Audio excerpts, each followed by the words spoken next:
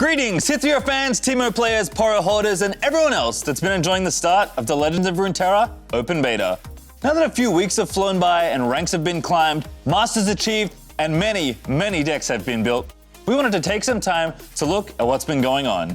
My name is Pastrytime, and this is the Beta Season Report.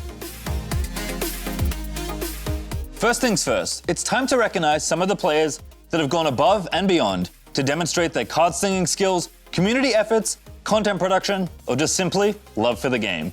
It's time to recognize some of our Beta Season legends.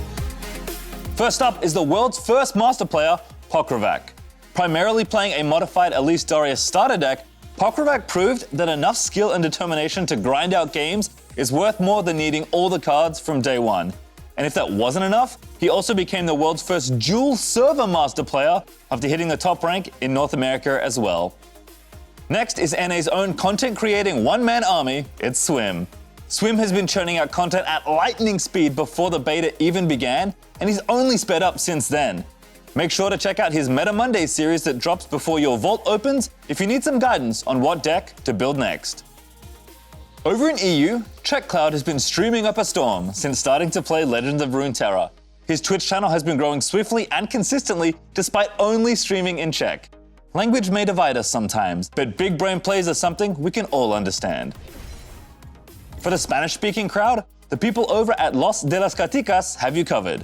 The four hosts have been consistently pumping out content for their community, including a weekly podcast where they discuss the game, meta, and different decks. And last, but certainly not least, Brazilian gamer Leomane deserves a look. The first player from Brazil to hit Masters in the Americas and the third overall, Leomane has an extensive background in strategy games, including playing TFT since day one. Already a fantastic representative for the Brazilian LOR community, he rounds out this list of our Beta Season legends. Now it's time to talk about deck lists that have caught my eye throughout the beta. And while many different strategies and champions have been flung across digital card tables, these are just a few that I wanted to highlight. Whether they're atop the metagame mountain, creative yet powerful, or just fun. At the opening of the season, it seemed as though you couldn't get enough of the week's new aggressive creature-based strategy, starting with the spiders that push Pokrovac to Masters, to the polarizing meme-making power of Elusive, decks that want to play small units and beat down quickly became a staple of the early metagame.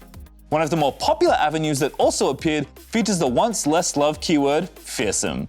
Whether it's the Dawn Speakers of Demacia making spiders even more spooky, or the tiny little splash of Ionia to help Wraithcaller and friends explode your Nexus faster than you can say, please don't have Hackerim. The fearsome units of the Shadow Isles are very fearsome. Maybe Sinister Poro will even make an appearance soon. The deck is consistent, powerful, and very flexible, allowing both the ability to swing out and end games quickly, while also playing powerful threats like Rahasa and Ledros. And while some of these elements have been changed recently, the core of the deck still remains intact and deadly.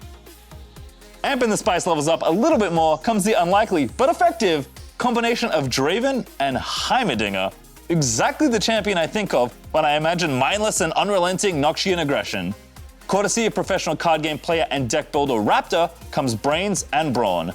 The deck list I didn't know I needed until now. Featuring a bevy of Piltover's underappreciated hits, this unique combination has a ton of tricks to keep your games refreshing. Plus, you're playing Jay Madada, what's not to like? With the ability to make bulky elusive units with Sump Snipe Scavenger, drop cheap Plaza Guardians, or deploy a fleet of machines with Heimer, this deck doesn't play like many others, but it's very rewarding to learn the nuances. Did I mention you're playing Jay Madada? Spin those axes, draw those cards. Value is always greater than victory. And finally, a mainstay of players everywhere since the first previews began, comes a fan favorite that might not only just be fun to pilot, but maybe even good. Not just an expedition dream anymore, proof that if you can dream it in LOR, you can do it. The Elnuck Parade is once again ready to rain memes and moves upon your opponents. Champions? Not needed. This is true cross-region power.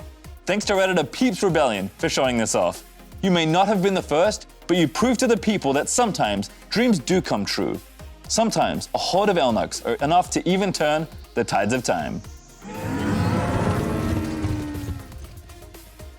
All the moves. Well folks, that's all we have for this edition of the Beta Season Report, but we'll be back soon enough with more deck lists, highlights, and another look at more Beta Season legends.